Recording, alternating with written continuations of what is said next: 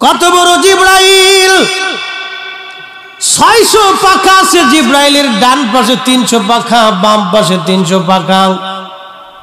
পৃথিবীর সমস্ত পানি যদি জিব্রাইলের মাথায় ছেড়ে দেন, পানিগুলি পরে পরে পা পর্যন্ত আসবে, কিন্তু পানি শেষ হবে, জিব্রাইলের কদম পর্যন্ত আসতে পারবে না। এত বড় জিব্রাইল। 300 পাখা আছে। আল্লাহর দুনিয়া থেকে আসমানে যাইতে জিব্রাইলের 300 পাখা লাগে না। একটা পাখা দিয়ে একটা বাড়ি দিলে আসমান চলে যায়, একটা পাখা দিয়ে একটা বাড়ি দিলে জিব্রাইল আসমানে যায়। বাকি 599 পাখা কোনো কাজে লাগে না, ওটা ওইভাবে রেখে দিতে হয়। এই জিব্রাইল আল্লাহকে বললেন, আল্লাহ বেহেশত দেখবো। আল্লাহ বলেন যাও। জিব্রাইল উড়তে লাগলেন, 600 পাখা দিয়ে বাড়িতে লাগলেন। 600 পাখা দিয়ে বাড়ি দেয়। উড়তে উড়তে জিব্রাইল ক্লান্ত হয়ে গেলেন, একটা খুঁটি পাইলেন, খুঁটির পাশে বসে বললেন, রব আর কত দূর আছে? আল্লাহ বলেন, জিব্রাইল কেবলমাত্র একটা খুঁটিতে গেছো, আরো 72,000 খুঁটি এখনো বাকি আছে। এক চিৎকার মেরে বলেন আল্লাহু আকবার। এ নবীর উম্মত, খুবই মনোযোগ দিয়ে শুনিয়া যান, কথাগুলি অনেক বড় দামি। আহা, পৃথিবী থেকে একদিন আমরা সবাই কবরে চলে যাব, একেবারে খালি হাতে চলে যাব, শূন্য হাতে, কিছুই নিতে পারবো না। আমরা সবাই তো চলে যাওয়া লাগবে। অতএব কি নিতে হবে? আল্লাহ কোরআনে বলে দিলেন, ইন্নাল্লাযীনা আমানু ওয়া আমিলুস সলিহাত।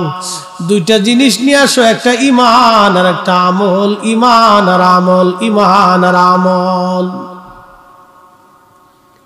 এরপর আল্লাহ পাক বললেন, ওয়াল আসরি ইন্নাল ইনসানা লাফি খুসরিন ইল্লাল্লাযীনা আমানু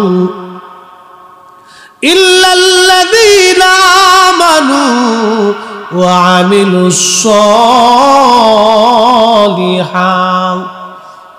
সময়ের কসম করে বলি, যে সময় কারো জন্য বসে থাকে না। বন্ধু যুবক, যে সময় আজকে চলে যাবে, আর কোনোদিন এই সময় আপনি আর জীবনে খুঁজে পাবেন না।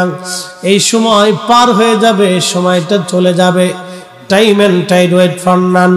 সময় এবং স্রোত এটা কারো জন্য বসে থাকে না, এটা চলে যেতেই থাকে, চলে যেতেই থাকে। একবার যদি চলে যায়, আর কোনোদিন এই সময় আপনি খুঁজে পাবেন না। অতএব বন্ধু, আল্লাহ পাক বলেন, ওই সময়ের কসম করে বলি, সমস্ত মানুষগুলি ভুলের মধ্যে আছে, ক্ষতির মধ্যে আছে। ইল্লাল্লাযীনা আমানু, যারা ঈমান এনেছে, ওয়া আমিলুস সলিহাত, এবং নেক আমল করেছে। এই দুই শ্রেণী ব্যতীত সব মানুষগুলি মহা ভুলের মধ্যে আছে, মহা ক্ষতির মধ্যে আছে। যারা ঈমান আনছে এবং আমল করেছে, এই দুই শ্রেণী ব্যতীত সব মানুষগুলি ভুলের মধ্যে আছে, ক্ষতির মধ্যে আছে, ভুলের মধ্যে আছে, ক্ষতির মধ্যে আছে। এ মুসলমান, এত বড় আল্লাহ একটা জান্নাত আমার আপনার জন্য বানাইলেন। কি জন্য বানাইলেন? কেন বানাইলেন? আদর করে পৃথিবীতে আল্লাহ পাঠাইলেন। আল্লাহর এত কি দায় ঠেকলো আপনার জন্য? আসমান থেকে বৃষ্টি পাঠাবে, জমিনে শস্য দিবে, গাছে ফল দিবে, হরেক রকমের মাছ আল্লাহ দিবে। এই যে চলন বিল, এই বিলের ভিতরে কোটি কোটি মন মাছ আল্লাহ প্রত্যেক বছর বছরে দিচ্ছে। 1 টন খাবারও তো বাংলাদেশ সরকার ছেড়ে দেয় না। বন্ধু খুব মনোযোগ দিয়েন, কোটি কোটি টন মাছ হয়, এক এক মাসের এক এক স্বাদ। এই স্বাদ এবং এই মাছ দিলেন কে? এই মাছ আমরা খাইলাম, খাওয়ার পরে কি করছি? আল্লাহ পাক একটা কথা বললেন, বান্দা তোমারে হরেক রকমের মাছ দিলাম, হরেক রকমের ফল দিলাম, হরেক রকমের রিজিক আমি আল্লাহ দিলাম। একটা কাজ তোমার, ওয়াশকুরুলি, আমার শুকর করো, ওয়ালা তাকফুরুন, আমার না শুকরিয়া করিও না। লা ইন শাকারতুম, তুমি আমার শুকর করো, ওয়ালা ইন কাফারতুম, কুফর করিও না বান্দা, আমার শুকর করো কুফর করিও না, শুকর করো কুফর করিও না। কিন্তু আমরা কয়জন শুকর আদায় করি বলেন তো? আল্লাহর একজন ওলি কাবা শরীফে প্রত্যেক বছর হজে যান, আর উনি দেখলেন কাবার পাশে একজন যুবক হাত কাটা, একটা যুবকের পা কাটা, চোখ উঠানো, ওই কাবা শরীফের পাশে মাকাম ইব্রাহিমে বসে বসে কাঁদে, বসে বসে কাঁদে আর আল্লাহ আমারে মাফ করে দাও, আল্লাহ আমারে মাফ করে দাও। কিছু সময় পরে আল্লাহ আল্লাহ আল্লাহ আল্লাহ আল্লাহ আল্লাহ জিকির করে, আবার আল্লাহ আমারে মাফ করে দাও, আল্লাহ আমার ভুল হয়ে গেছে মাফ করে দাও, আল্লাহ আমার ভুল হয়ে গেছে মাফ করে দাও। প্রত্যেক বছর আল্লাহর ওলি হজে যায়, যত সময় মক্কাতে উনি কাটায় তত সময় দেখে মাকাম ইব্রাহিমে বসে বসে আল্লাহ আল্লাহ করে আর খালি মাফ চায় মাফ চায়। শেষ বেলা একদিন যে জিজ্ঞেস করলেন, হে আল্লাহর বান্দা, তুমি এখানে বসে বসে কান্দো, আমি দেখি তোমার পা কাটা, চোখ নাই, কারণ কি? তুমি ক্ষমা চাও। প্রত্যেক বছরই মাকাম ইব্রাহিমে তোমাকে দেখি, কারণ কি বলবানি? লোকটা চোখের পানি ছেড়ে দিয়ে বলে, হুজুর কে আপনি? বলে আমি শিবলি নুমানি। বলে হুজুর কারণ কি? কি জন্য আপনি জিজ্ঞেস করেন? বলে বন্ধুরে, তোমাকে যতবার আমি কাবায় আসছি ততবারই তোমাকে এখানে দেখি, কারণ কি? তোমার পা নাই, চোখ তোমার নাই, তুমি অন্ধ, তুমি কাঁদো। আল্লাহর বান্দা বলবা কি? তোমার জীবনের কি ঘটনা ঘটেছিল? তখন আল্লাহর বান্দা কেঁদে দিয়ে বলে, হুজুর আমার জীবনের একটা ভুল আমাকে এখানে নিয়ে আসছে, কিন্তু জানি না রাব্বে কারীম আমার জীবনের গুনাহ মাফ করছেনি। বলে বলো তোমার জীবনের ভুল কি? ওই লোকটি কেঁদে বলে, হুজুর আমার আব্বা জান ছিল কাঠুরিয়া, আমার আব্বা মারা গেলেন, তখন আমি মায়ের কোলের মধ্যে দোলনায়, আমার মা ইচ্ছা করলে আরেকটা বিবাহ করতে পারতেন, কিন্তু আমি সন্তানের দিকে তাকায় মা দ্বিতীয় শাদী করেন নাই, দ্বিতীয় স্বামী গ্রহণ করেন নাই। আমার মা আমাকে নিয়ে জীবন সংসার চালাইতে লাগলেন। আমি বড় হলাম, বাবার কাজ কাঠুরিয়ার কাজ আমি ধরে ফেললাম, কাঠ কেটে বিক্রি করে কোন রকম সংসার মাকে নিয়ে চালাইতে লাগলাম। একদিন মা আমাকে ডেকে বললেন, বাসারে তুমি তো বড় হয়ে গেছো, তোমাকে বিয়ে দেওয়ার দরকার। এই জন্য আম্মা জান আমাকে পাত্রী দেখে বিবাহ দিলেন। হুজুর বিয়ে হয়ে যাওয়ার কিছুদিন পরে সংসারে ঝামেলা লেগে গেল। আমার বিবি আমার মাকে সহ্য করতে পারে না, মাঝে মধ্যে ঝগড়া হয়। ঝগড়ার একটা পর্যায়ে আমি সমাধান করার চেষ্টা করি। হুজুর আমি গরিব মানুষ, কাঠ কেটে কেটে আমি বাজারে বিক্রি করে কোন রকম সংসার আমি চালাইতাম। ও আল্লাহর ওলি, একদিনের একটা ঘটনা, আমি সকালবেলা ফজরের নামাজ পড়ে আমি আমার বিবি সাহেবকে বললাম, বিবি রে আমি জঙ্গলে চলে যাচ্ছি কাঠ কাটার জন্য, দুপুরের খাবারটা আমাকে জঙ্গলায় পৌঁছাই দিও। আমি কথা বলে চলে গেলাম। সকাল সকাল সেদিন বেরিয়ে গেলাম, সারাদিন কাঠ কাটলাম, কিন্তু আমার বিবি আমার জন্য জঙ্গলে খাবার পাঠাই নাই। সন্ধ্যা লেগে গেল, বাজারে কাঠ বিক্রি করে আমি বাড়ি ফিরে আসলাম বাজার সদাই করে। এসে দেখি বিবি ঘরের এক কোনায় বসে আছে। জিজ্ঞেস করলাম, বিবি কি রান্না করেছো, খাবার দাও, সারাদিন আমি বড় ক্ষুধার্ত। বিবি বলল, আজকে কোনো রান্না বান্না করি নাই হুজুর, সারাদিন আমি ক্ষুধার্ত ছিলাম। যখন বলছে রান্না বান্না করি নাই, তখন আমার মেজাজ চটে গেল। জিজ্ঞেস করলাম, বিবি কি জন্য তুমি রান্না করো নাই? বলে তোমার মা প্রত্যেক দিন আমার সঙ্গে ঝগড়া করে, আজও ঝগড়া হয়েছে। যদি তোমার মা সংসারে থাকে আমি থাকবো না, আমি থাকলে তোমার মা সংসারে থাকবে না। ওই লোকটি কাদের বলে, হুজুর শয়তান আমাকে পেয়ে বসলো, আমার জীবন ধ্বংস করে দিল শয়তান, এমন ভাবে আমাকে পেয়ে বসলো আমি বুঝতে পারি নাই। শয়তানের প্ররোচনার মধ্যে পড়ে গেলাম। বললাম, বিবিরে বলো মা কোন জায়গা আছে? আমি আমার বিবি বললেন, ঘরের ওই পাশে কাঠের মধ্যে আগুন দিয়ে মা আগুন তাপাইতেছিল। আগুনের পাশে বসেছিল রাত্রিবেলা শীতের মধ্যে। আমি দ্রুত গতিতে খুব উত্তপ্ত মেজাজ নিয়ে মায়ের দিকে গেলাম। মা আগুনের পাশে বসেছিল। আমি পিছন দিক দিয়ে যে মায়ের পিঠের মধ্যে লাথি কষে মারলাম। একটা লাথি মারার সঙ্গে সঙ্গে মা আগুনের মধ্যে ছিটকে আগুনের মধ্যে পড়ে গেল। হুজুর, মা যখন আগুনের মধ্যে পড়ে যায়, আল্লাহর ওলি রে, আমি তখন আমার হুঁশ ফিরে আসলো। আমি করলাম কি বড় সর্বনাশ আমি করে ফেললাম। আল্লাহর ওলি মাকে টান দিয়ে আমি বের করে নিয়ে আসলাম। আনার পরে দেখি মা আর দুনিয়াতে নাই, দুনিয়া ছেড়ে মা বিদায় হয়ে চলে গেছে। হুজুর, আমি পাগল পারা হলাম। যেই জননী ছোট্টকাল থেকে আমাকে বড় করে তুললো, আজকে বিবির প্ররোচনায়, ক্ষুধার যন্ত্রণায়, আমি অভাবের তাড়নায় আজকে মাকে লাথি মেরে আগুনের মধ্যে ফেলে দিলাম। হুজুর, বিশ্বাস করেন, আমি আমার মাকে জানাজা পড়াইলাম, কবরস্থ করলাম। কবরস্থ করার পরে আমি যেই বিবির প্ররোচনায় মাকে লাথি মেরেছিলাম, চিন্তা করলাম না এই বিবি আর ঘরে রাখবো না।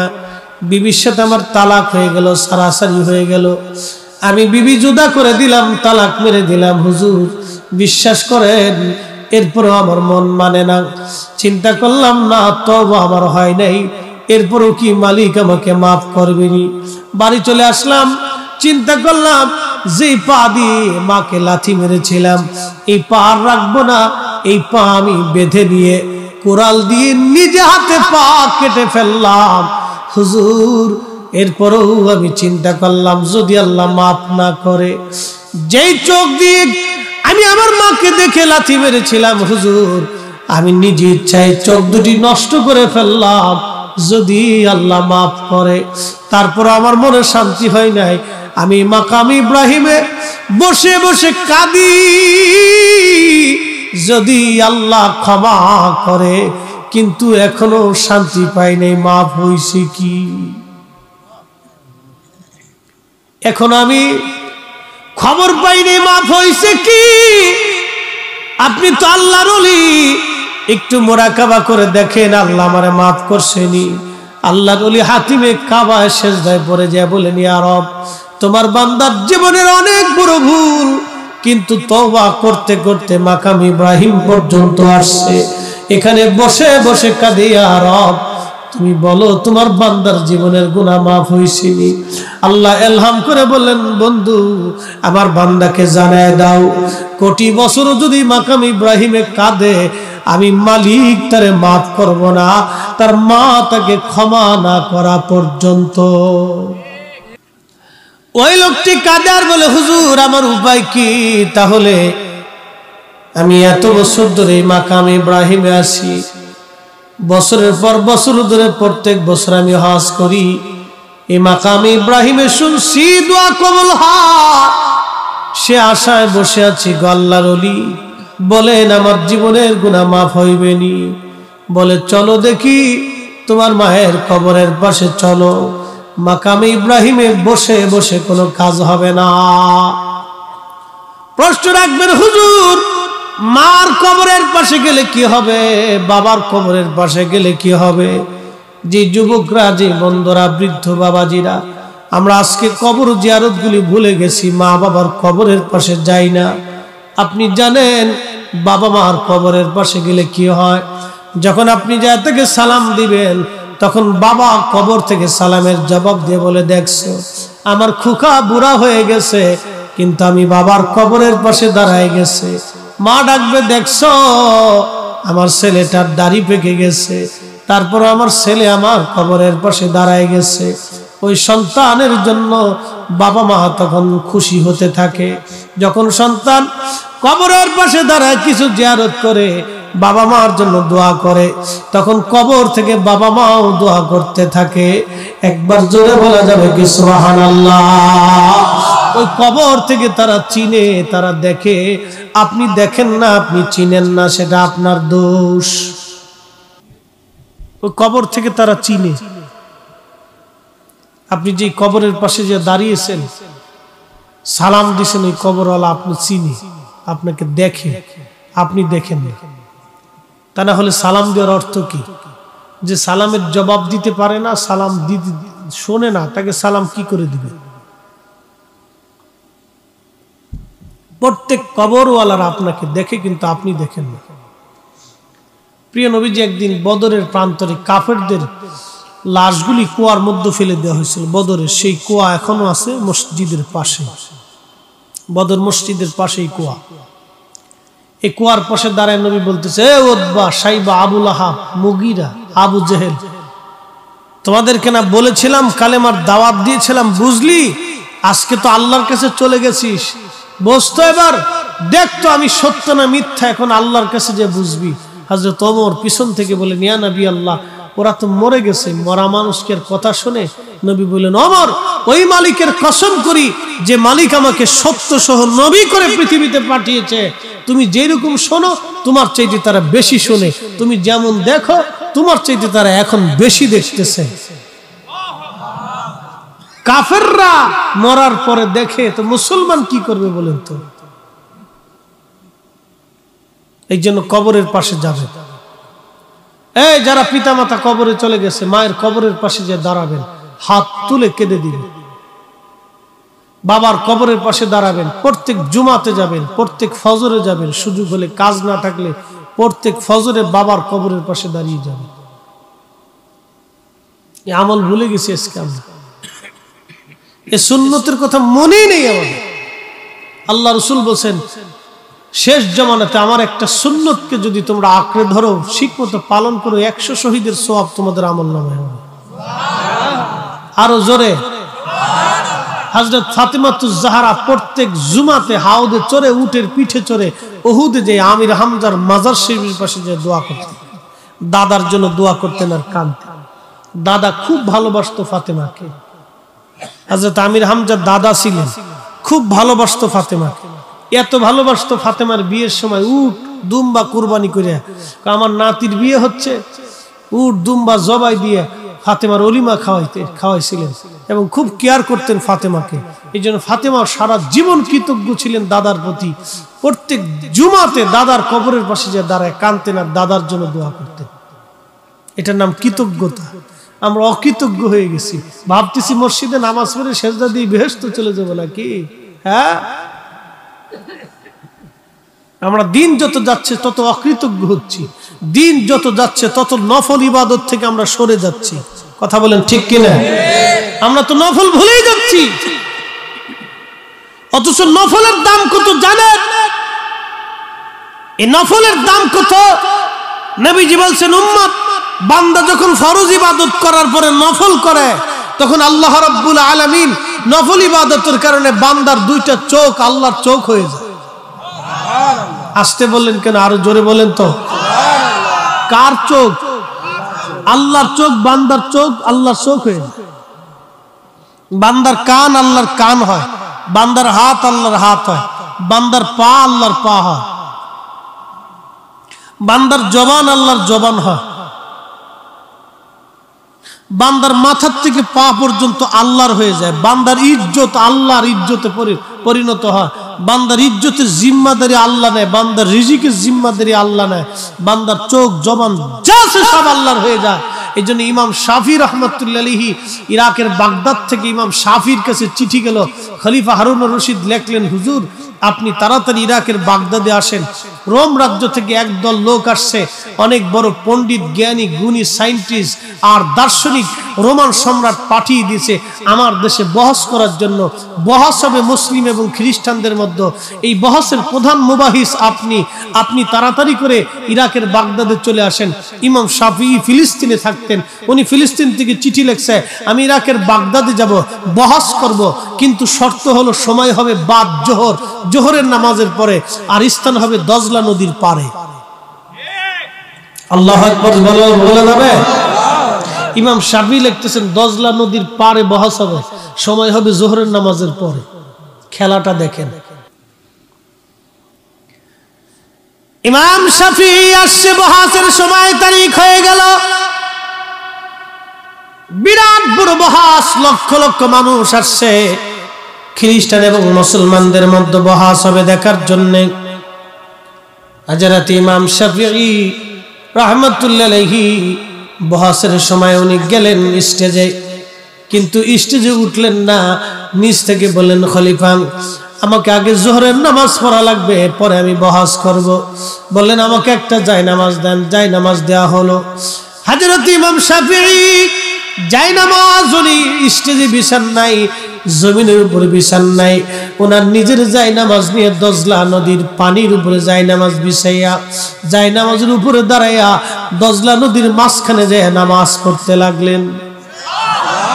না হয় নাই, আরো জোরে, আরো জোরে। তেলের গাড়ি তেলে চলে,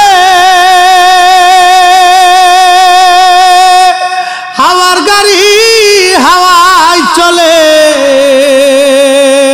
বিনা তেলে চালায় গাড়ি নবী সুলাইমান, আমরা সেই মুসলমান।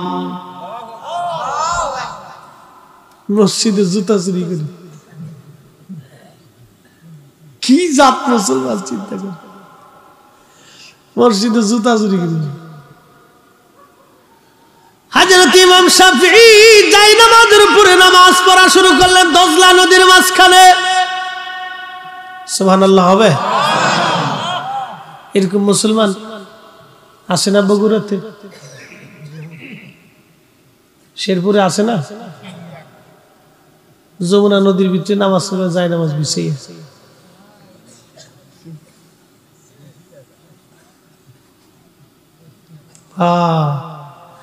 কোটিতে খুঁজে দেখেন, কোটির ভিতরে একটা খুঁজে, কোটির ভিতরে একটা খুঁজেন, তালাশ করেন। মুসলমানের পরাজিত হওয়ার কারণ কি জানেন?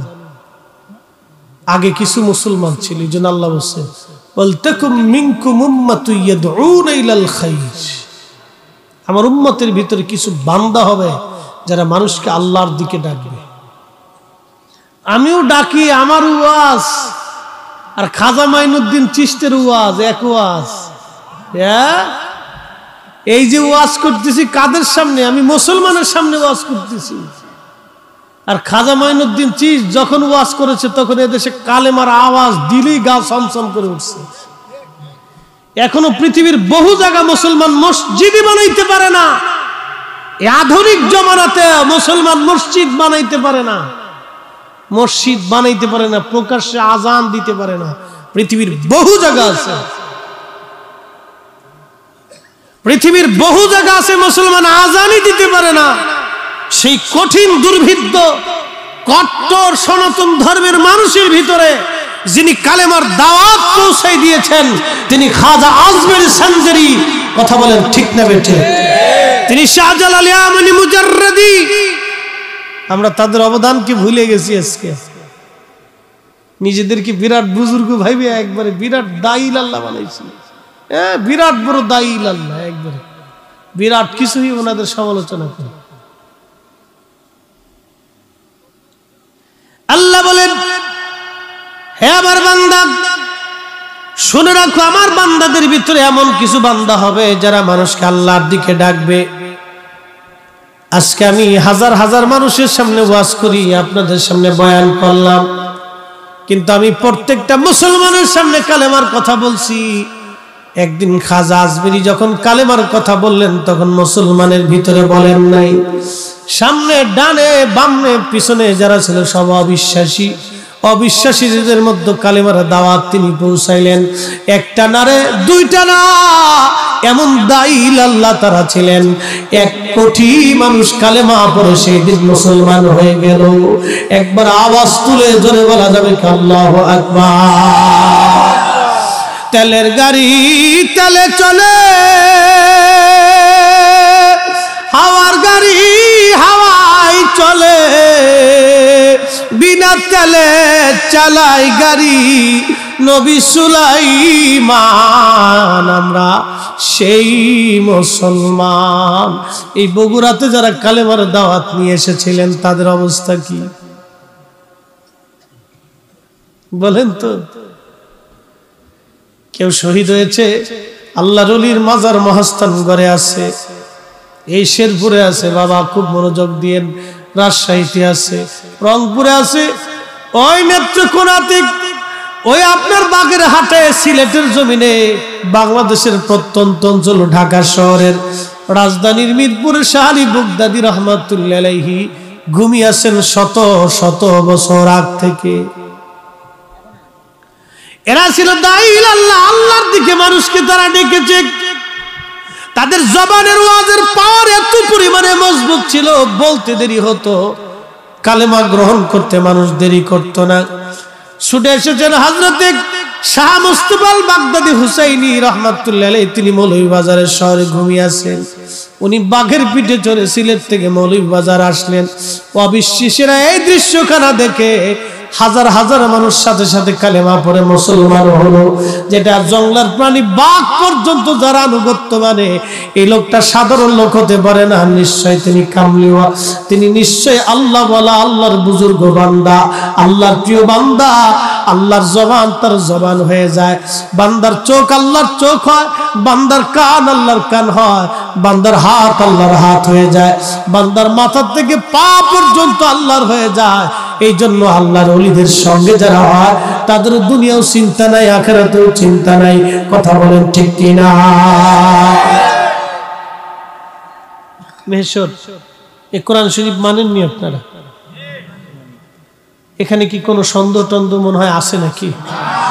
ভুল টুল আছে মনে হয়? তো এখানে আল্লাহ বলছেন আলা, সাবধান, ইন্না, নিশ্চয়, আউলিয়া আল্লাহ, আমার ওলি শকর, লা খাউফুন, কোনো ভয় নাই, ওয়ালা হুম ইয়াহজানুন, চিন্তাও নেই। আরো জোরে কোন? ভুল ত্রুটি আছে, সন্দেহ আছে, তাদের ভয় নাই, ফয়সালা কার? হ্যাঁ, ইমাম শাফঈ জায়নামাজ বিছিয়ে দিলেন দজলা নদীর উপরে। পানি কি আমি ফরিদি সাহেব মনে খাতির করছে নাকি? একদিন পদ্মা নদী দিয়ে পার হচ্ছি, তখন ব্রিজ হয়নি, পদ্মা সেতু হয়নি। ওই যে মা ঘাটে একবার লঞ্চ ডুবে বহু মানুষ মারা গেছে, তার 15 দিন পর ওই ঘাট দিয়ে যাইতেছি, তো নদীর ভিতরে যাওয়ার পরে তুফান শুরু হয়েছে। তো পদ্মা নদীর তুফান তো খুব মারাত্মক তুফান। লঞ্চের ভিতরে যা আছে সব কাঁদে, আল্লাহ বাঁচাও, আল্লাহ বাঁচাও, আল্লাহ বাঁচাও, বেডা বেডি সেরাসেরি টোনা টোনা বুড়া জুয়ান সব কান্দে, আল্লাহ বাঁচাও। যখন লঞ্চ ঘাটে ফিরল, তখন কয় সারেং এইভাবে ধরছে, কেউ কেউ কাজ করে ধরছে, কেউ কেউ সোজা করে ধরছে। এরপর আল্লাহটা ভুলে গেছে। আমি কি উড়ে পোল্ট্রি বাস, এতক্ষণ শিক্ষের বসে আল্লাহ বাঁচাও, এখন জ্বর চলে গেছে, এখন সারেং এইভাবে ধরছিল, এইভাবে ধরছে, এইভাবে ধরছে। আমি কি উড়ে বাঙালি একের খাড়ার উপরে পোল্ট্রি মেরে দিচ্ছি। চিন্তা করতে পারছেন, মুহূর্তের মধ্যে পোল্ট্রি মেরে দিচ্ছে। তখন আমি চিন্তা করলাম, আল্লাহ কত অকৃতজ্ঞ বান্দা পৃথিবীতে এখনো আছে যারা আল্লাহ শুকর করলো না, যে আল্লাহ পাক এই কঠিন বিপদ থেকে বাঁচিয়ে দিল, যে আল্লাহর কাছে সৃষ্টি কতটা অসহায়। আপনি একটু চিন্তা করেন, বর্তমান পৃথিবীতে একটা জাহাজ, কয়েক লক্ষ টন ওজনের একটা জাহাজ সমুদ্রের মধ্যে চলে। এটা একটা ছোট জাহাজ, মিডিয়াম একটা জাহাজের একটা ওজন থেকে কয়েক লক্ষ টন। একটা কয়েক লক্ষ টন একটা জাহাজ সমুদ্রের মধ্যে চলে, মাত্র 50 কিলোমিটার বাতাসের বাড়িতে ওই জাহাজটা দুলতে থাকে, নড়তে থাকে, কাঁপতে থাকে। সমুদ্রের পানির কাছে একটা জাহাজ কিছুই না। তাহলে আপনি একটু চিন্তা করেন তো, সেই দুর্ভেদ্যের জামানায় কাঠের জাহাজে করে এই আল্লাহর ওলিরা এসে, এই আল্লাহর প্রিয় বান্দারা এসে, পৃথিবীর বিভিন্ন জায়গা থেকে, আরব দেশ থেকে এসে এসে এসে এসে তারা মানুষের কাছে কালেমার দাওয়াত দিছে। তারা কত বড় দাঈল আল্লাহ ছিল, আর আমরা পয়সা না দিলে টেহে ওয়াজি আইনি। এই আসতে ঠিক করলেন কে? জোরে কইতে হবে। এটা আত্মসমালোচনা, আমাদের কথা আগে বলতে হবে। কিন্তু আইসে স্টেজ উঠে বড় বুলি দিয়ে দিতেছি, একবারে সব বেদাত বানাই ফেলেছি, একবারে সব বেদাত বানাইছি, হারাম বানাইছি, সব জাহান্নামে পাঠাই দিয়ে দিচ্ছি একবারে। এবার আপনাদেরকে একটা কথা বলে, আগে আমাদের দেশে মিলাদ হইতো না? গ্রামে গ্রামে মিলাদ হইতো নি? মিলাদ কেন হইতো, কি জন্য, মিলাদের গুরুত্ব কি একটু বুঝাই। এটা পালন করেন না করেন সেটা আপনাদের বিষয়, আগে বুঝাইতেছি। মিলাদ হওয়ার পরে আপনাদের বগুড়াতেই ছিল এই কলার পাতা। কিসের পাতা খাইতেন? কলার পাতায় চিন্নি খাইতেন, খিচুড়ি খাইতেন। এটা আমরা ফরিদপুরেও ছিল। এখন তো ভাই কত আত্মধনিক হয়ে গেছে, সিস্টেম চেঞ্জ হয়ে গেছে, কলার পাতাটা তা আর পড়াতে নাই। এই কলার পথে আপনারা মিলাদ হইতো। ফজিলাত আমি হালাল হারাম পরে মাসালা আসতেছে, আগে বুঝাই। আব্দুর রহিমের বাড়িতে মিলাদের দাওয়াত দিছে, তো এই গ্রামের সবাই মিলাদে গেছে। রহিম চিন্তা করলো আমার বাড়িতে মেহমান আসতেছে, তো কিছু মেহমানদারি করা লাগবে, তো খিচুড়ি পাকাইছে, কিছু মিষ্টান্ন পাকাইছে। এখন আপনারা বলেন 10 জনে মিলে যখন একসাথে খাবার খাইলেন, মোহাব্বত বাড়লো না কমলো? আচ্ছা, রহিম যে সবাই দাওয়াত করে আপনার জন্য মেহমানদারি ব্যবস্থা করছে, রহিম যে আপনাদেরকে দাওয়াত করে খাওয়াইলো, রহিমের রিজিক কি কমলো না বাড়লো? বাড়লো। আচ্ছা, এই যে আপনারা খাবার খাইলেন, খাবার খাওয়ার পরে চলে আসলেন, এখন রহিমের প্রতি আপনাদের মোহাব্বত বাড়লো না কমলো? কেন? রহিমের বাড়ি আমি একবেলা খাবার খাইছি, যদিও রিজিকের মালিক আল্লাহ, কিন্তু খাওয়াইছে রহিম আপনাকে। রহিমের প্রতি আপনার কি বাড়ছে? মোহাব্বত বাড়ছে। এই যে আদান প্রদান, এক জায়গায় বসা এবং খাওয়া, এই যে দোয়া করা, এটা একটা মোহাব্বত পরিধি হয়, বাড়ে, ভালোবাসা বাড়ে। এটা সমাজের ভিতরে, গ্রামের ভিতরে মোহাব্বতটা বাড়ে, এটা কমে না, এটা বাড়তে থাকে। মানুষের ঘরে অভাব ছিল, কিন্তু আগে মানুষের মোহাব্বত ছিল। একজন লোক অসুস্থ হইলে তাকে সেবা দেওয়ার জন্য মানুষ পাগল হয়ে গেছে, এখন রাস্তায় পড়ে থাকলেও কেউ ধরতে চায় না। বাপ, আমরা শহরে চলি, বিভিন্ন জায়গায় চলি, দেখি পড়ে রয়েছে অ্যাক্সিডেন্টে, মানুষ হাসতেছে, হাঁটতেছে, চলতেছে, ধরতে চায় না কেন? কি এক মুসিবতের জমানাতে পড়ছে আপনি জানেন? কত কঠিন জমানাতে। হসপিটালে গেছেন, কিছু কিছু দালাল আছে হসপিটালে, কানে কানে এসে 500 টাকা দেন, ভালো একটা সিট দিতেছি। কথা কন না কেন? খারাপ বলতেছি? তাহলে বুঝেন তো কোন পর্যায়ে আমরা গেছি, আমাদের পর্যায়টা কোন পর্যায়ে গেছি, তাহলে বুঝেন। মানুষ হইয়া ভবেতে আসিয়া মানুষের করিলাম কি? দাইল আল্লাহ কারা ছিল রে, কারা ছিল? এইভাবে সারা পৃথিবীতে কালেমার দাওয়াত তারা পৌঁছাইলো। চট্টগ্রামে আসলেন হযরত বদর রহমাতুল্লাহ আলাইহি।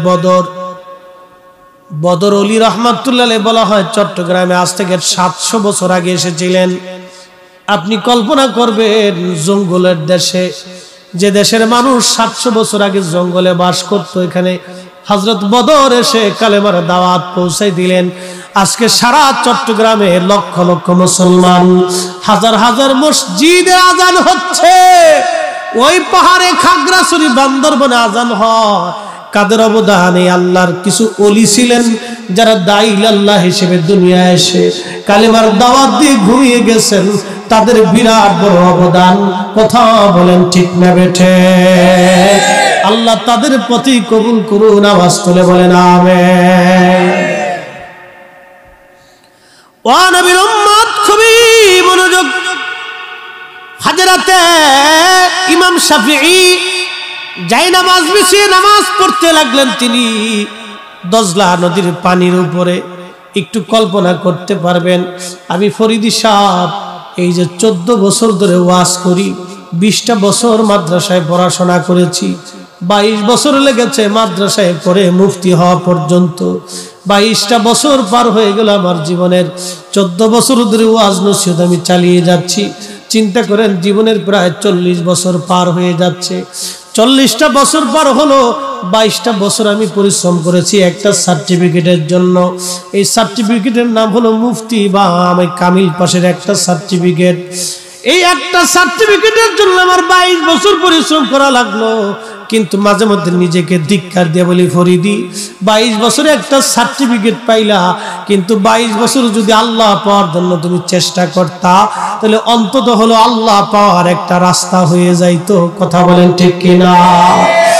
এই 22 বছর ধরে তো আমি আল্লাহ পাওয়ার চিন্তা করলাম না, খালি সার্টিফিকেটের পিছনে দৌড়াইলাম। এখন ওয়াজ নসিহত করতেছি, খালি পয়সার পিছনে দৌড়াইলাম, দুনিয়ার পিছনে দৌড়াইলাম। মাঝে মধ্যে নিজেকে আফসোস করে বলি, দুনিয়ার পিছনে দৌড়াইয়া সবকিছু হারাইলাম, কিছুই তো খুঁজে পাইলাম না। কিন্তু ইমাম শাফিঈ দজলা নদীর পানির উপরে যায় নামাজ বিছে নামাজ পড়া শুরু করলেন। এমন কিছু আল্লাহর প্রিয় ওলিরা জমিনের মধ্যে ছিলেন বিদায় মুসলমান এখনো মাথা উঁচু করে দাঁড়ায় রয়েছে, নতুবা আমরা পিঠে আর চামড়া পর্যন্ত তুলে ফেলে দেওয়া হতো। কথা বলেন না কেন, ঠিক না বেঠে? আমরা ভুলে গেছি অবদান, মনেই নেই, মনেই আমাদের নেই। ইমাম শাফিঈ পানির মধ্যে নামাজ পড়তেছে, লক্ষ লক্ষ মানুষ এই দৃশ্য দেখে হতবাক, আয়া করেটা কি, পানির উপরে নামাজ পড়তেছে। নামাজ শেষ, খ্রিস্টান যারা বহাস করতে সেদেরকে ডাক দেখ,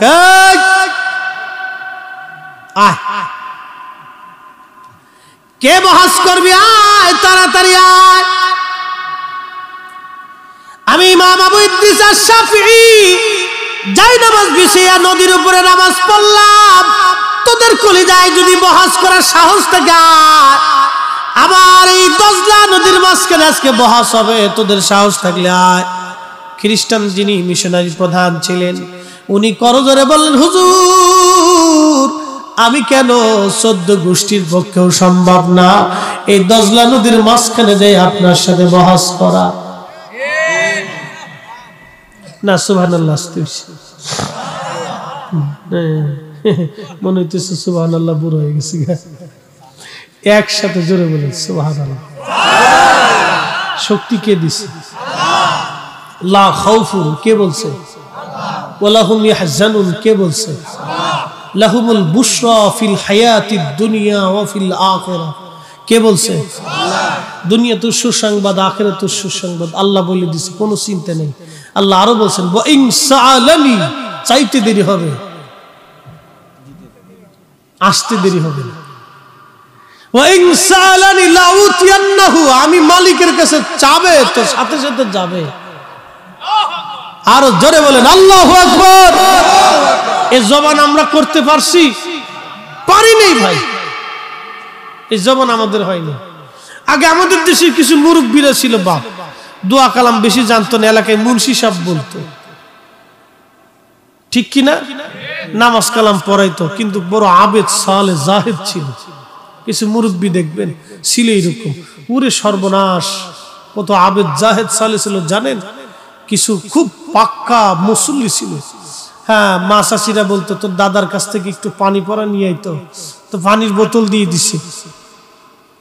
দাদার কাছে যা কইতাম, দাদা মুন্সি দাদা পানি চাইছে। মা কি হয়েছে? বলে পেট ব্যথা। আচ্ছা, কোট কাটারে খুলে কি জন্য পড়ছে, আর পানির মধ্যে ফু মারছে। যা তোর মাকে খাইতে বলিস। মা পানি খাইছে, পেট ব্যথা ভালো হয়ে গেছে। বর্তমানে একটু পেট ব্যথা হলে মহিলাকে নিয়ে যাওয়া লাগে ঢাক, বগুড়াতে শেরপুরে।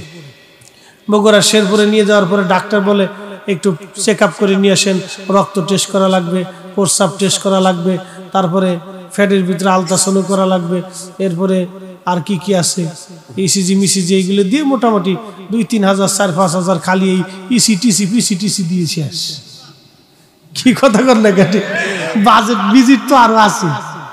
এরপরে ইসিবিসি টিসিবিসি শেষ করার পরে এরপরে একটা প্রেসক্রিপশন দিল, দেন আরো 2500 টাকার ওষুধ। তা মোটামুটি 1010 টাকা চলে যায়। 10,000 টাকা নাই, খালি ঢুকলেই শেষ। কিন্তু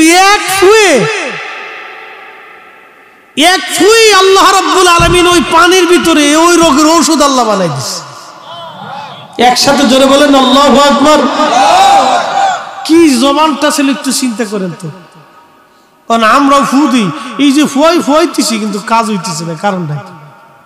এই যে ফু মারতেছি কাজ হয় না রে বাপ, কারণ হলো আগের মানুষের জবানের কেরাতের অশুদ্ধতা ছিল, কিন্তু দিলের পরিশুদ্ধতা ছিল। এখন আমাদের জবান দিল দোনোটে অপরিশুদ্ধ হয়ে গেছে, যার ভিতর থেকে যা বের হয় কিছুই আহে না, খালি ফুডাই আহে, খালি ফু আহে, বিচ্যুতি কিছু আসে না। আল্লাহকে যতই ফুয়াস কাম হবে না। কারণ কি জানেন? আল্লাহ রাসূল বলছেন, আমার উম্মত এমন একটা জমানা আসবে, সুদের ভিতরে এমন ভাবে ঢুকে যাবে যে কেউ সুদ থেকে মুক্ত থাকবে না। বর্তমান বিশ্বিক ব্যাংকিং পদ্ধতিটা তার বাস্তব প্রমাণ।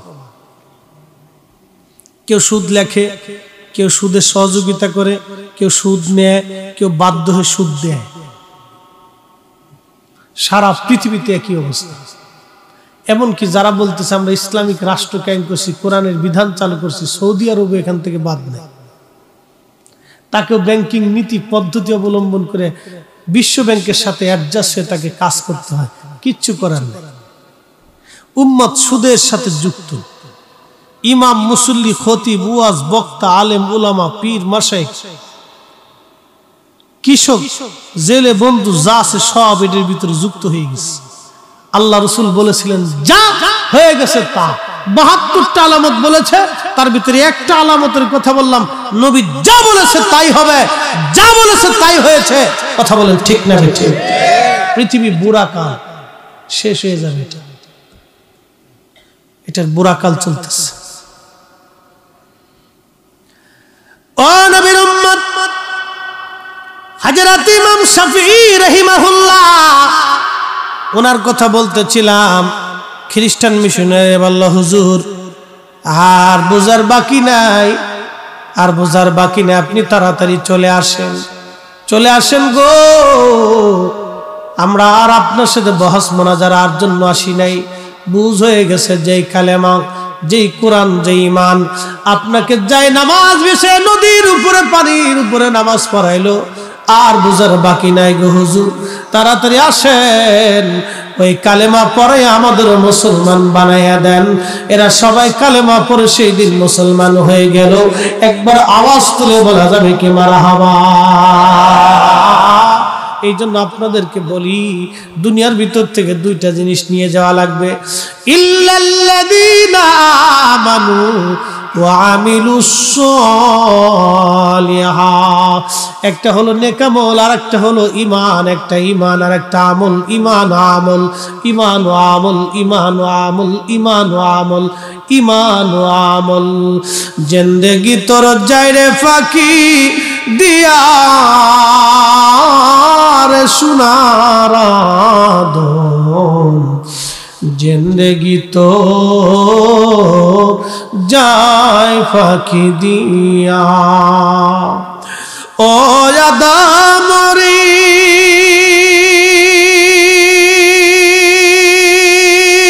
পাক ধরিয়া গেছে দাড়ি, দন্তবাসে গোটা চারি, সমন জারি গিয়াছে করিয়ার সোনার আদম, জিন্দেগি তোর যায় ফাঁকি দিয়া। বাজান, দুনিয়ার থেকে কবরে চলে যাব। এই বাংলাদেশে কোটি কোটি টাকার মালিক আছে, মাহফিল যারা দেয় তারা কোটি টাকার মালিক হয় না বাবা, তারা ইন্ডাস্ট্রির মালিক হয় না। মাহফিলে যারা বসে তারা বাবা বড় বড় ধনী ব্যক্তিরা মাহফিলে বসে না। মাহফিলে যারা বসে মধ্যবিত্ত এবং দরিদ্র শ্রেণীর মানুষ মাহফিলে বসে। এই জন্য নবী বলছেন আমার গরিব উম্মতরা ধনীদের 500 বছর আগে জান্নাতে যাবে। তাও কোন 500 বছর জানেননি? দুনিয়ার 50,000 বছর আর আখিরাতের একদিন, সেই দিনের 500 বছর আগে গরিবরা জান্নাতে চলে যাবে। সুবহানাল্লাহকে আসতে হবে আরো জোরে। এ মুসলমান, খুবই মনোযোগ দিয়ে শুনেন। এই পৃথিবী থেকে আমরা কবরে চলে যাব। এই বাংলাদেশের কোটি কোটি টাকার মালিক আছে, গ্রুপ ইন্ডাস্ট্রির মালিক আছে, কবরে চলে গেছে। সন্তান কবরের পাশে দাঁড়ায় না। বনানী, গুলশান এবং ওই আপনার কি বলে আজিমপুর গোরস্থান, বড় বড় গোরস্থান, সন্তান বাবা মার জন্য দোয়া করার সময় পর্যন্ত পায় না। কিন্তু দুনিয়াতে যদি একটা নেককার সন্তান রেখে যান, নামাজের পরে সন্তান দোয়া করবে। এখন তো আবার একদল আছে নামাজের পরে দোয়া টোয়া মানে না, এরা তো ডাইরেক্ট আল্লাহরে পাইতে চায়, আল্লাহরে খুশি করতে চায়। কিন্তু না না না, আল্লাহর দরবারে হাত বাড়াইতে হবে, অনুনয় বিনয় করে আল্লাহর কাছে দরখাস্ত করা লাগবে, আল্লাহর কাছে কাঁদতে হবে, কাঁদলেই আল্লাহ খুশি হয়ে যাবে। আমরা সেজদা আল্লাহর দরবারে পছন্দ নাও হতে পারে, কিন্তু চোখের পানি খোদার দরবারে পছন্দ হয়। আল্লাহর নবী বলেন আমার উম্মত যখন খোদা রব্বে কারীমের দরবারে চোখের পানি দিয়া মাছির মাথার পরিমাণ একটু পানি যদি একবারে চোখ দিয়ে গড়াইয়া এই গোশতের উপরে এসে পড়েই যায়। আল্লাহর নবী ডাক দিয়ে বলতেছেন, শোনো, আমার আল্লাহ পাক খুশি হইয়া 7টা জাহান্নামের আগুন ওই পানি দিয়ে আল্লাহ নিভাইয়া দেবে। একবার জোরে বলা যাবে কি সুবহানাল্লাহ? চোখের পানির দাম আছে না নাই? অনেক দাম, অনেক দাম। এই দাম আমি বুঝাইতে পারতাম না। একটু মাসির মাথা পড়তে দেরি হবে, মাফ হইতে দেরি হবে। যে যাই বলুক, রব্বে কারিমের দরবারে হাত তুলে চোখের পানি ছেড়ে দিবে। এত বেদাতের ফতোয়া বোঝার দরকার নেই, বহুত বুঝছি আমরা। বুঝতে বুঝতে এই পর্যন্ত আসলাম। আহা, উম্মতের সর্বনাশ হয়ে যাচ্ছে। শয়তান খুব সুকৌশলে মুসলমানদেরকে ইস্তিগফার থেকে সরিয়ে দিচ্ছে, খুব সুকৌশলে সরিয়ে দিচ্ছে। কোন সময় বান্দাকে আল্লাহ কবুল করবে, ক্ষমা করবে, আমরা কেউ জানি না। কথা বলেন ঠিক কিনা? হ্যাঁ, খুব মনোযোগ দিন। পৃথিবী থেকে আমরা কবরে চলে যাব। করোনার ভিতরে বহু মানুষ মারা গেছে, বহু সন্তান বাবার কবরের পাশেও পর্যন্ত ভয়ে যায় নাই, জানাজাতেও যায় নাই। তাহলে এই সন্তান রেখে লাভ হবে কি? এরকম সন্তানের সাথে 2-4টা কুত্তা বলা ভালো। কথা খারাপ বলছি? কঠিন বিপদের সময় যদি সন্তানকে পাশের কাছে না পাওয়া যায়, তাহলে মেহেশ্বরের মাঠে কি হবে বলেন তো? এই জন্য কবরের পাশে সন্তানকে শিক্ষা দেবেন, নিজে হাতে করে আপনার বাবার কবরের পাশে আপনার ছেলেকে দাঁড়া করাই দিবেন। আপনার সন্তানকে দাঁড়া করে বলবেন, এটা তোমার দাদার কবর, জিয়ারত করো। ও জিয়ারত করবে। আপনি মরে যাওয়ার পরে আপনার নাতিকে হাত ধরে নিয়ে এসে বলবে, এটা তোমার দাদার কবর। কবরের পাশে দাঁড়িয়ে যাবে। মানুষ অসুস্থ হইলে কেউ যদি দেখতে যায় তো মানুষ খুব খুশি হয়। কবরে চলে গেলে কেউ যদি কবরের পাশে বান্দাকে দেখতে যায় তো কবরওয়ালা খুশি হয়। এত সহজ করে আর বুঝাইতে পারবো না। কবরওয়ালা খুশি হয়। পৃথিবী থেকে একদিন আমরা শূন্যে চলে যাব, একবারে খালি হাতে, কিছুই নেওয়ার সুযোগ নেই। বাদশাহ क्या फकीर हो, सबको एक ही ठिकाना। अल्लाह बोलें, وأنفقوا مما رزقناكم من قبل أن يأتي أحدكم الموت।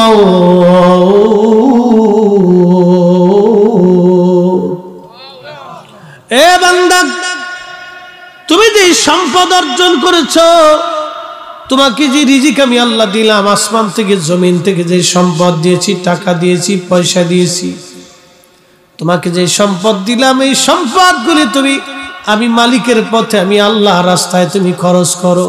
কিছু টাকা, কিছু সম্পদ তুমি আমি আল্লাহর পথে খরচ করো। যদি না করো, কিয়ামতের ময়দানে কিছু মানুষ এই গোশতগুলি কামড়ায় কামড়ায় টেনে টেনে ছেড়ে ফেলবে আর বলবে, ইয়া রব, ফায়াকুলু রাব্বি লাউলা আখখারতানি ইলা আজালিন করিব। আল্লাহ গো, আবার পৃথিবীতে আমাদেরকে পাঠান, বেশি বেশি করে আমরা পৃথিবীতে যাব, ফাস সাদাকা, বেশি বেশি করে তোমার পথে খরচ করবো, আকুম মিনাস সালিহিন, নেককারদের অন্তর্ভুক্ত হয়ে যাব। আল্লাহ জবাব দিবে, ওয়ালা ইউআখিরুল্লাহু নাফসান ইযা জাআ আজালুহা। বান্দারে, আর দুনিয়াতে দ্বিতীয়বার আসার কোনো সুযোগ হবে না, কোনো চান্স নাই। একবার চলে গেলে আর আসার সুযোগ নাই। দম ফুরাইলে থাকার আর সুযোগ নাই, চলে গেলে আসার আর সুযোগ নাই। দম ফুরাইলে থাকার আর সুযোগ নাই। একদিন মাটির ভিতরে হবে ঘর রে মন আমার, কেন হাই হাই হাই হাই, শেষ।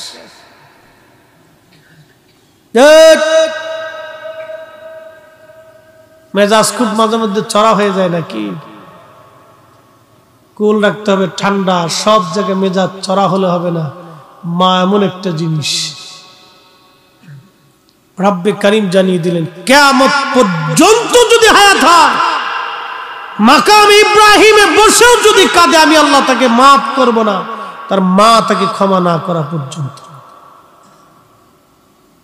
মোরাকাবা থেকে উঠে জামার কলার ধরে বলতেছে, বেটা, এখানে বসে কাঁদলে কাজ হবে না, তোর মায়ের কবরের পাশে যা। তুই যে ভুল করেছিস, মাকাম ইব্রাহিমে বসে কাজ হবে না। যা তোর মায়ের কবরের কাছে যায় মাপ চাইতে থাক, দেখ তোর মা তোকে মাফ করে কিনা। যদি ওখান থেকে মাফ হয় তো আরশে আজিম থেকে মাফ হবে, নতুবা কোটি বছর কাঁদলেও তোর মাফ হবে না। এক বাক্যে শেষ। এরপরও যদি কারো পিতামাতার অবাধ্য হতে মন চায় তো হবে না, অসুবিধা নেই, কিন্তু আল্লাহর আদালতে দাঁড়াইতেই হবে বাপ। এখান থেকে নিস্তার পাওয়ার কোনো সুযোগ নেই। মেহেশরে আল্লাহর সামনে দাঁড়াইতে হবে। ইন্না বাতশা রাব্বিকা লাশাদীদ, আল্লাহ বলেন আমার ধরাটা খুব শক্ত ধরা, ধরলে ছুটে পালিয়ে যাওয়ার কোনো সুযোগ নেই। এই জন্য কোরআনে আল্লাহ বলতেছে, ইয়া মাশারাল জিন্নি ওয়াল ইনসি ইসতাতাতুম আন তানফুযু মিন আকতার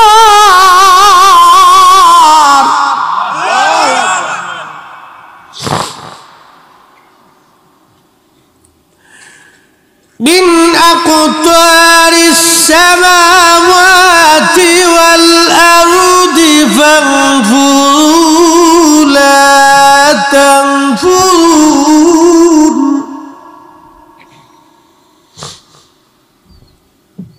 لا تنفذون إلا بسلطان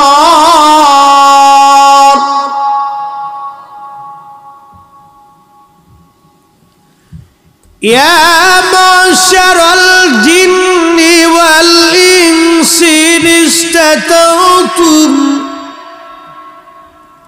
হে মানুষ এবং জিন, যদি পারো আমি আল্লাহ সীমানার বাহিরে যাইতে তো চলে যাও।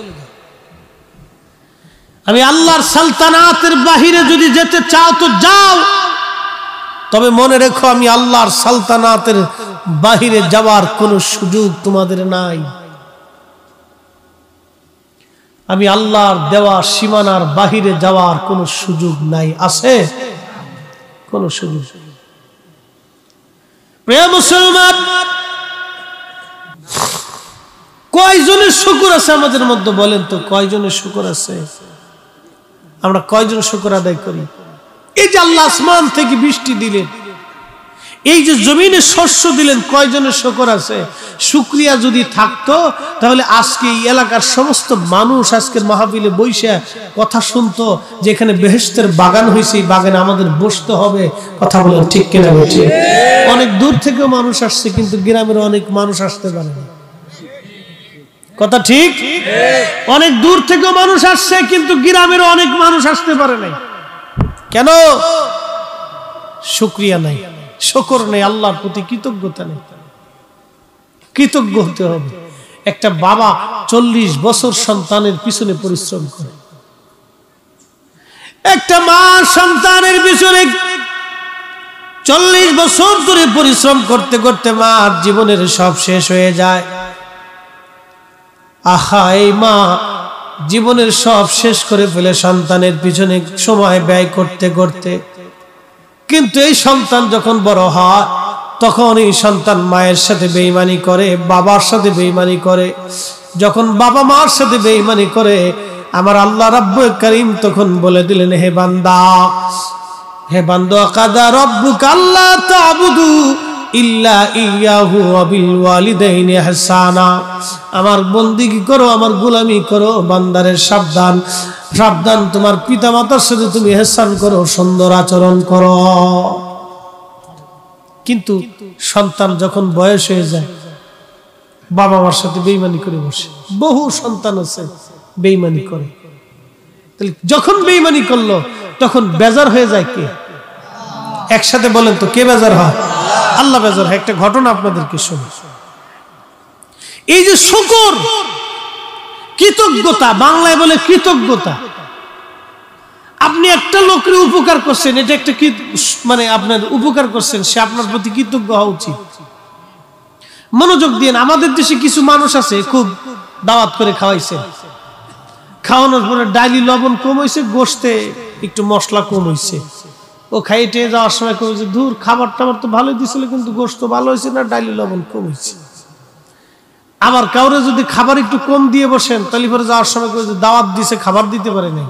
তো দাওয়াত দিল কে আর খাবার দিতে পারলো না কে? তো দাওয়াত দেওয়ার দরকার কি? এরকম কিছু মানুষ আছে খাবার নিয়ে সমালোচনা করে, এগুলো কুত্তার চাইতেও খারাপ।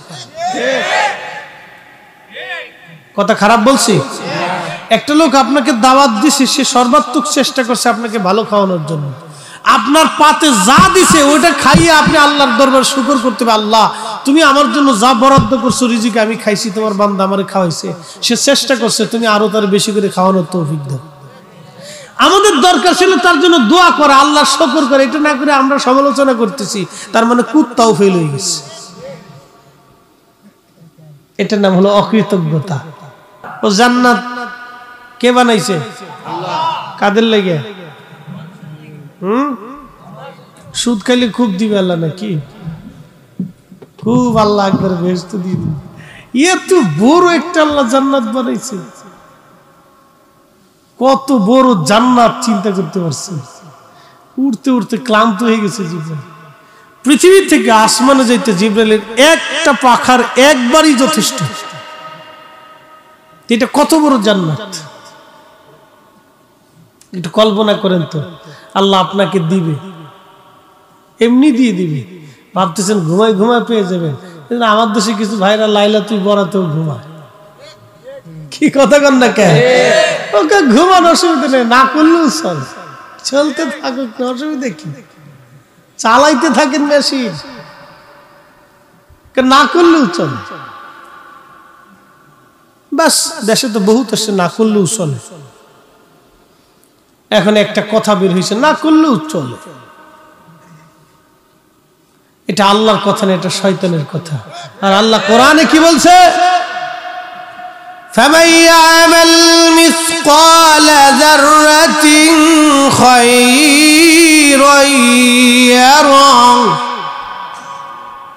তুমি যদি অনু পরিমাণ নেকের কাজ করো, আমি আল্লাহ বেনিফিট তোমাকে দেব। একসাথে বলেন তো সুবহানাল্লাহ। আজকের মাহফিলে বইছেন, নেকি হবে? কথা বলেন হবে? যদি ফজরের নামাজ না পড়েন না হবে, এটা ভুল ধারণা। ফজরের নামাজ না পড়লেও আপনার আমল নামায় নেকি হবে, তাহলে কোরআন মিথ্যা হবে। ফজরের নামাজ না পড়লে আপনার আমল নামাতে কবিরা গুনাহের গুনাহ লেখা হবে, কিন্তু মাহফিল যত সময় পর্যন্ত শুনবেন তত সময় নেকি লেখা হবে। এটা হলো কোরআনের ফয়সালা। আপনি যা করবেন তার বেনিফিট পাবেন। যতটুকুন মাহফিলে বসে থাকবেন ততটুকুন নেকি পাবেন, কিন্তু ফজর না পড়লে কবিরা গুনাহ হবে, এটাও আবার পেয়ে যাবে, এটাও পাবে। فَمَن يَعْمَلْ مِثْقَالَ ذَرَّةٍ خَيْرًا يَرَهُ وَمَن يَعْمَلْ مِثْقَالَ ذَرَّةٍ شَرًّا يَرَهُ। অনুপরিমাণ গুনাহের কাজ যদি করো তারও বেনিফিট দিয়ে দেবে। এই জন্য ওয়াজ যত সময় শুনবেন তত সময় নেকি হবে। ফজরের নামাজ না পড়লে গুনাহ হবে, এটাও পাবেন এটাও পাবেন, দোনোটাই পাবেন। হবে না তা না, তাহলে কোরআন মিথ্যা হবে। এটা ফয়সালা মালিকের, আমার না। আপনি 1 টাকা দান করলে 1 টাকার সওয়াব পাবেন। 36 কোটি যদি সুদ খান তো 36 কোটি টাকার সুদের গুনাহ। যে দান করছেন 1 টাকা, যদি হালাল হয় তাহলে নেকি পাবেন, আর যদি সুদের টাকা দিয়ে দেন তাহলে আর কিছু পাবেন না, তাহলে ওখানে কিছু নাই। কারণ ওই টাকা আপনার না, ওই টাকা সুদের টাকা, এই জন্য আপনি কিচ্ছু পাবেন। কয়দিন আগে বাপ আমাদের দেশে ডিমের দাম বাড়লো, কি কথা ঠিক কিনা? আচ্ছা, মুরগায় কি হরতাল ডাকছিল? তো ডিমের দাম বাড়লো কেন? গত রাত্রিবেলা যে মুরগায় ডিম পারছে, আজকে রাত্রিবেলা সে মুরগায় ডিম দিতেছে, পরের রাত্রিও সেই মুরগায় ডিম দিল, তার 3 দিন আগের রাত্রি একই মুরগা ডিম দিল। তো ডিমের দাম বাড়লো কেন? কিছু মানুষ ব্যবসায়িকরা বড় সিন্ডিকেট করিয়া আমার দেশের মানুষের পকেট থেকে কোটি কোটি টাকা হাতায় নিয়ে চলে গেল, রাতারাতি তারা কোটি কোটি টাকার মালিক হয়ে গেল। আচ্ছা আপনারা বলেন, কোটি টাকার যে মালিক হয়ে গেছে, এখন প্রত্যেক বছরে যদি 2-3 বার ওমরায় যায় আর মোটামুটি হজ আদায় করে, হবে না? আসতে বলেন কেন হবে? কেন হবে না বলেন তো? সেই যেই টাকা দিয়ে হজে গেছে, এই টাকা তো ওর না, ওই টাকা আমরা 18 কোটি মানুষের। এই কথা কন না কেন? ও টাকা তো ওর না, ও আমাদের 18 কোটি মানুষের পকেটের টাকাও চালাকি করে নিছে। এখনো মক্কা শরীফে যায় যদি কাবার গিলাফ ধরে কাদের আল্লাহ আল্লাহ, শয়তানে ওরে শয়তান, তুই তো আমার সাথে বড় ফাপ্পুর বাজরে, তুই এখানে এসে কাবা করতে কাঁদতেছিস কে? তোর টাকা দিয়েছিস নাকি? তুই তো ভাবলি কি টিয়ে দিয়েছিস? এরকম বহু হাজি বাংলাদেশে আছে। ঢাকা শহরে থাকি, বসে বসে দেখি আর হাসি, হাই হাই হাসি। ওরে হাজি, হাজির চেহারা কি জানেন? দাড়িতে মেহেন্দি লাগাই ফেলাইছে, মাথায় সুন্দর টুপি চকচক চকচক করে, জুব বা আয়রন মাইরি রাখে সবসময়। শয়তানের দিকে হাসে, পুরে সর্বনাশ, কত বড় হাজি শাস্ত্রী তুই, তুই তো আমার চেয়ে বড় শয়তান, তুই আমার চেয়ে বড় শয়তান রে, তুই কি ভাবনা লইছিস? ইয়া রাসূলুল্লাহ কামলিওয়ালা, আইডে আমার বুকে ইয়া রাসূলুল্লাহ কামলিওয়ালা।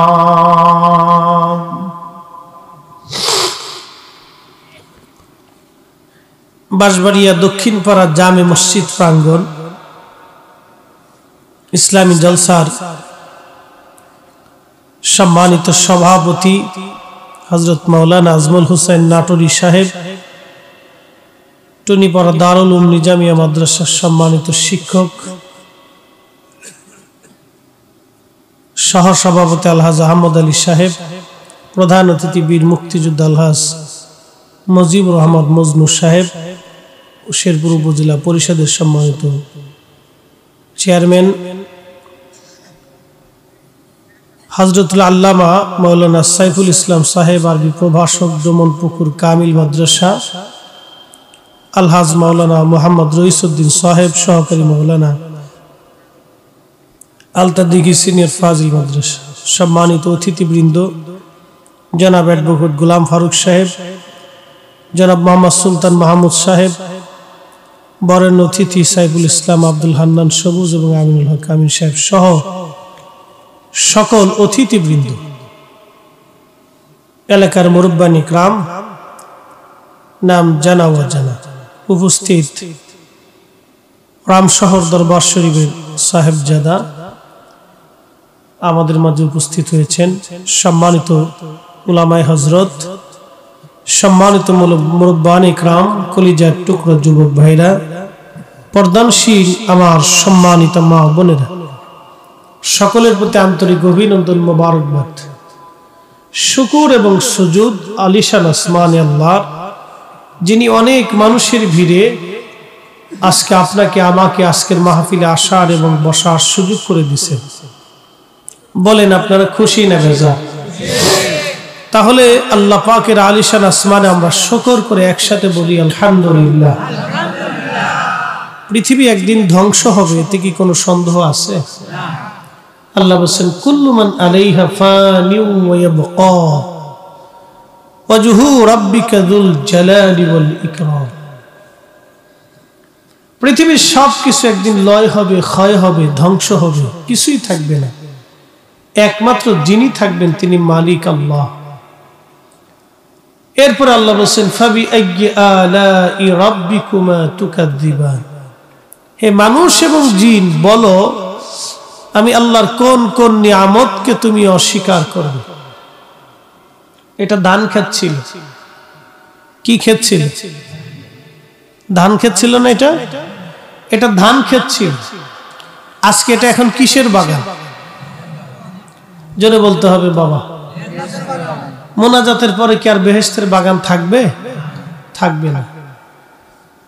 বুলন্দ নসিব সে মানুষটির যে বাগানের ভিতরে সে বসতে পারল, বদনসিব সে মানুষটির যে ঘুরে ঘুরে চলে গেল কিন্তু ভিতরে আসতে পারল না। আল্লাহ রাব্বুল আলামিন এই মাহফিলটা এখন বেহেশতের বাগান আছে, মোনাজাতের পরে এটার বাগান থাকবে না। এই মাহফিলটা আমার ভাইরা সাজিয়েছেন, ওলামা একরাম দাওয়াত করেছেন, তিনারা এসে তাকরীর করেছেন, আমি শেষ তাকরীরের জন্য বসে গেছি। আশেপাশে বহু মানুষ, আল্লাহ সবাইকে যেন মাহফিলে কবুল করেন, বলেন আমিন। আমরা দোয়া করি তাদের জন্য। বলছি পৃথিবী একদিন ক্ষয় হবে, যে জমিন দেখতেছেন এই জমিন একদিন ধ্বংস হবে, যে আসমান দেখেন এই আসমান একদিন ভেঙে পড়ে যাবে, অসংখ্য নক্ষত্ররাজি যা দেখেন এটা ভেঙে পড়ে যাবে। আমাদের আগে বহু মানুষ কবরে চলে গেছে, এখন আমাদের পালা। আমরা চলে যাওয়ার পরে পৃথিবীতে আবার বহু মানুষ আসবে, কেউ না কেউ আল্লাহকে আল্লাহ বলে ডাকবে। তার অর্থ হলো পৃথিবীতে কেউ যদি আল্লাহকে আল্লাহ বলে ডাক নাও দেয়, তাও আল্লাহকে আল্লাহ ডাকার জন্য আল্লাহ বিকল্প ব্যবস্থা করে রাখছেন। কোরআন শরীফ এই কোরআন সাক্ষী দিচ্ছে, আল্লাহ বলতেছেন ইউসাব্বিহু লিল্লাহি মা ফিস সামাওয়াতি ওয়া মা ফিল আরদ। আসমান ও জমিনের ভিতরে যাহা কিছু আছে সব আল্লাহ পাকের জিকির করে। আসমান ও জমিনের মধ্যে যা আছে সব জিকির করে আমার আল্লাহর, তাসবিহ পড়ে আমার আল্লাহর। আসমান ও জগৎ, জমিন ও জগতের ভিতরে যা আছে সব জিকির করে আমার আল্লাহর। আল্লাহ বলেন আলাম তারা আন্নাল্লাহা ইয়াসজুদু লাহু মান ফিস সামাওয়াতি ওয়া মান ফিল আরদ। নবী গো, আপনি কি দেখেন না আসমান ও জমিনের ভিতরে যা আছে সব আমি আল্লাহকে সেজদা দেয়? একবার জোরে বলা যাবে কি সুবহানাল্লাহ? আমার দিকে তাকায়, যে কুত্তা রাস্তা দিয়ে হাঁটে ও আল্লাহকে সেজদা দেয়, আপনি দেখেন না? যে শ্রীগালটা রাত্রিবেলা আপনার মুরগি চুরি করতে আসে ও আল্লাহকে সেজদা দেয়। যে বন্য প্রাণী, বনের পশু, সমুদ্রের মাছ, নদীর মাছ ও আল্লাহকে সেজদা দেয়, আপনি দেখেন না? আল্লাহ বলতেছেন আলাম তারা, ও নবী আপনি কি দেখেন না? আলাম তারা, আপনি কি লক্ষ্য করেন না আমি আল্লাহকে সবকিছু সেজদা দিচ্ছে? একসাথে জোরে বলা যাবে আল্লাহু আকবার। কিন্তু আমরা কি নিয়মিত আল্লাহকে সেজদা দেই? দেই না। আল্লাহ কোরআনে আরো বললেন আশ-শামসু ওয়াল কমারু ওয়ান নুজুমু ওয়াল জিবালু ওয়াশ-শাজারু ওয়াদ-দাওয়াবু ওয়া কাসীরুম মিনান নাস।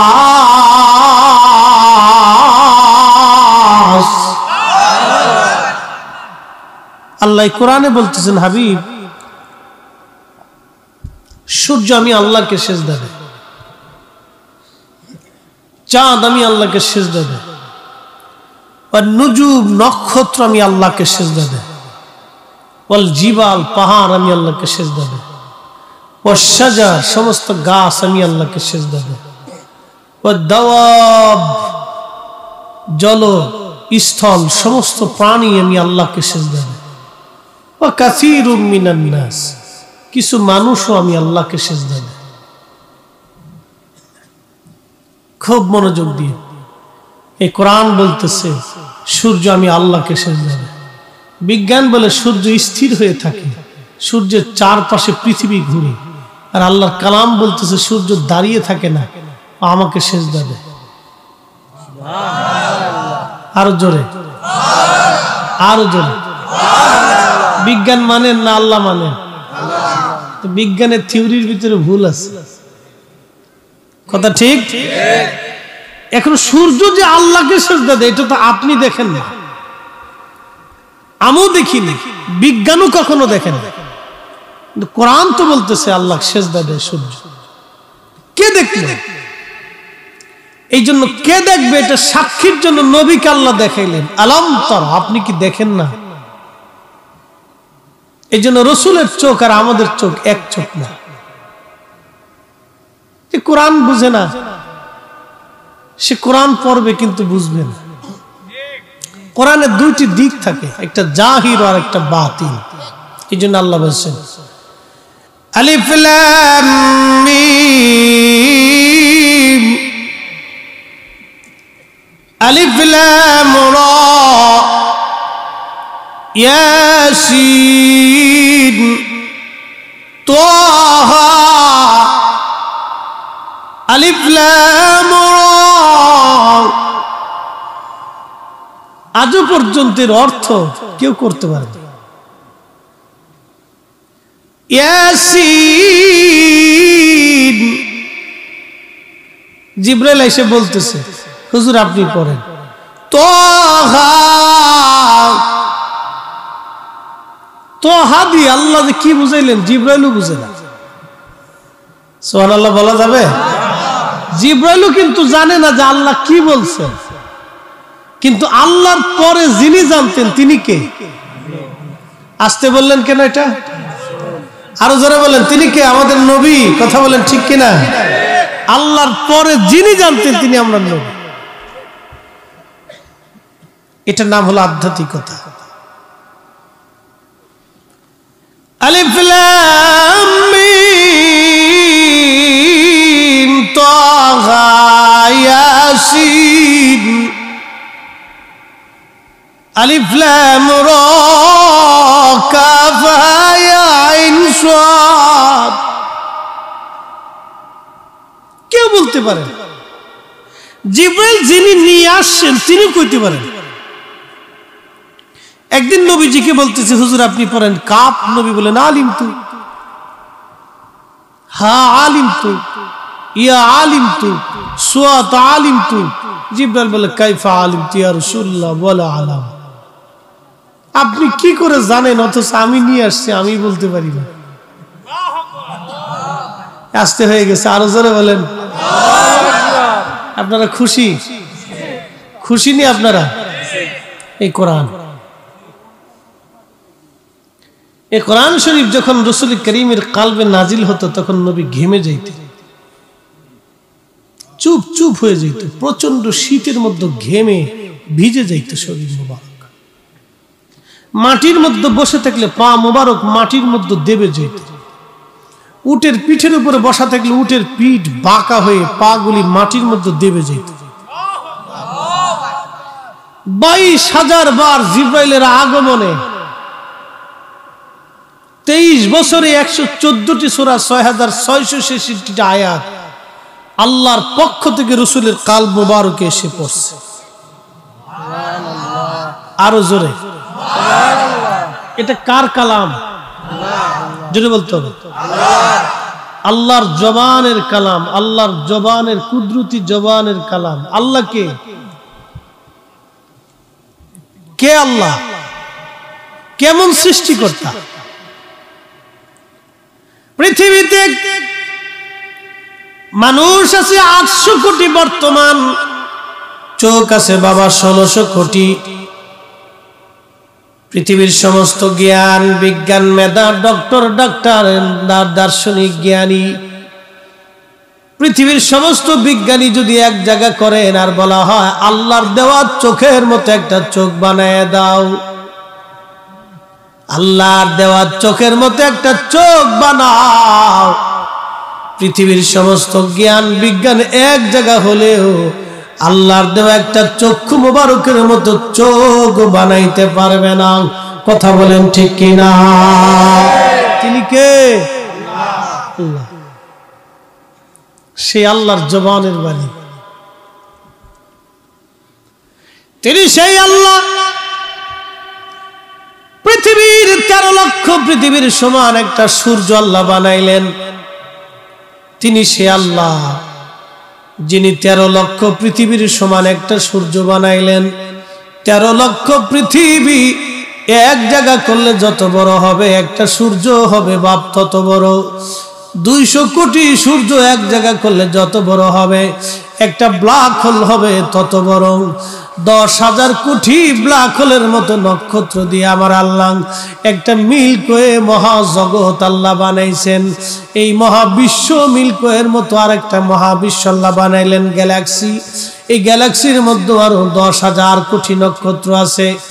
মিল্কওয়ে এবং গ্যালাক্সির মতো মহা আসমানে মহাশূন্যে আমার আল্লাহ 10,000 কোটি মহাবিশ্ব আল্লাহ বানাইলেন। এই মহাবিশ্বের পরে মহাশূন্য, মহাশূন্যের পরে হলো প্রথম আসমান। মালিককে আল্লাহ। কল্পনা করতে পারবেন? মাথায় আসবে। এই জন্য জিবরাইল আমিন একদিন আল্লাহকে বলতেছে, আল্লাহ একটু বেহেশত দেখবেন। তো যাও।